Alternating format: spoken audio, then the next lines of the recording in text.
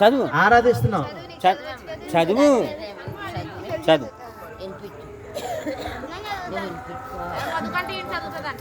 సిగ్గుపడుతున్నావా లేదా చదవలేకపోతున్నా? చదువు. పర్వతములు తొలగిపోయిన మెట్టలు తద్దరిల్లిన నా కృప నిన్ను విడిచిపోదు. ఓకే, చప్పట్లు కొట్టండి. పర్వతములు దద్దరిల్లిన మెట్టలు, సరే పర్వతములు ఏముంది? పర్వతములు పర్వతములు తొలగిపోయిన మెట్టలు దద్దరిల్లిన అంటే మనం పర్వతాన్ని మనం పడగొట్టగలమా? ఒకవేళ పడగొట్టినాం అనుకో, పడగొట్టం అంటే ఎన్ని బాంబు పెట్టి ఆడతాం. దద్దరిల్లిన అలాంటి పెద్ద పెద్ద ఇదినే కానీ మనం కొంతవరకు చేయగలం. పెద్ద పర్వతం మన వల్ల కాదు, ఎన్ని బాంబులు పెట్టినా మనం పడగొట్టలేదు. కానీ అంతలాంటిది భద్రైనా కానీ మన అసలు అసంభవమైనది జరగకపోయినా ఆయన కృప ఎప్పుడు మనల్ని విడిచిపోదు. ఓకేనా? గాడ్ బ్లెస్ యు తమ్ముడు. దేవుడి కృప నిన్ను విడిచిపోదు అన్నమాట. దేవుడు ఎన్నుకోబడ్డ వాళ్ళని ఎప్పుడు కూడా విడిచిపెట్టాడు. ఆయన కృప నిరంతరం ఉంటుంది. ఓకేనా? సరే, మనం ఏం చెప్పుకుంటున్నాం? ఏం చెప్పబోతాడు? బైక్ ఇచ్చండి. ఏం చెప్పబోతాం? నీ పేరేంటి? చెప్పని. దేవుని నామములో అడిగి వేడుకుంటున్నాను తండ్రి. ఆ నామం ఏ నామము? అన్ని నామముల కన్నా పై నామం ఎవరిది?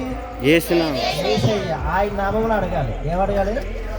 యేసయ్య నామములో అడిగి వేడుకుంటున్నాం తండ్రి. యేసయ్య నామములో అడిగి వేడుకుంటున్నాం తండ్రి. ఆమేన్. ఇప్పుడు ఎందుకు అంటున్నావు అలాగే చెప్పండి.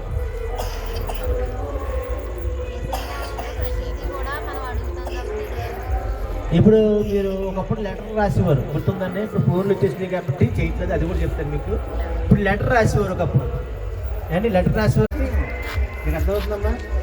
అందుకే మనం అసలు దేవుడికి కావాల్సింది ఏంటంటే మనలో నీతిగా, నిజాయితీగా, యథార్థంగా, పాపం లేకుండా ఉంటే దేవుడు మనల్ని ఇష్టపడిపోతాడు.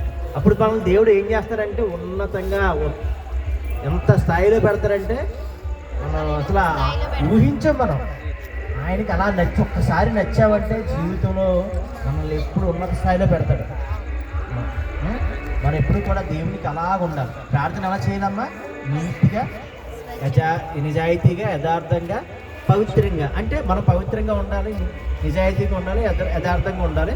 అప్పుడు మనం మాట్లాడేది యథార్థంగానే ఉంటుంది. మనం ప్రార్థన చేసేది యథార్థంగానే ఉంటుంది. మనం ప్రార్థన చేసేది నీతిగానే ఉంటుంది. అప్పుడు మనం ప్రార్థన చేసేది నిజాయితీగానే ఉంటుంది. మరి ఏమీ లేకుండా మరి ఎంత ప్రార్థన చేసినా కానీ దేవుడు ఉంటాడా? ఎందుకంటే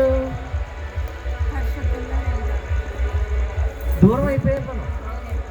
నీకు అర్థమవుతుందా? ఇప్పుడు నీ దగ్గర రావాలనుకోవమ్మా, నీ పిల్ల దగ్గర రావాలనుకో, నాకు నీ మాట వినబడాలంటే ఎక్కడ రావాలి? దగ్గర రావాలి కదా. ఇలా రమ్మన్నారా? పోలే నువ్వు ఇంకెవరన్నా చనిపోయింది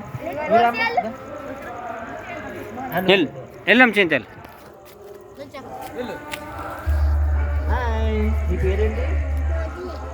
ఇప్పుడు చెప్తుంటే ఇప్పుడు నాకు దగ్గర ఉంటేనే కదా వినబడుతుంది. చక్కగా నేను ఇష్టపడతాను, దగ్గర ఉంటేనే ఇష్టపడతాను కదా. దూరంగా ఉండి ఇష్టపడగలను. నాకు ఇష్టపడే వాళ్ళు ఏం చేస్తారో దగ్గర రప్పించుకుంటాను.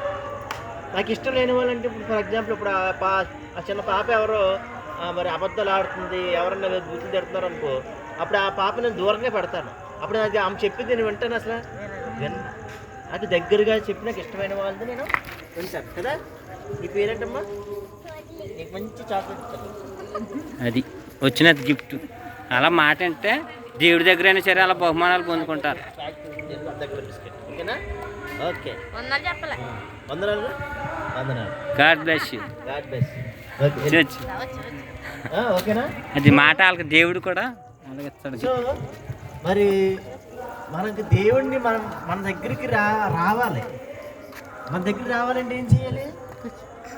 మనం దేవుడు మనల్ని ఏం కోర, మిమ్మల్ని నాకు వచ్చి పెద్ద కొబ్బరికాయలు కొట్టండి, నాకు స్వీట్లు ఇవ్వండి, నాకు పప్పులు ఇవ్వండి, నాకు చాక్లెట్లు ఇవ్వండి, అప్పుడు మీ దగ్గరికి వస్తానంటున్నాడా?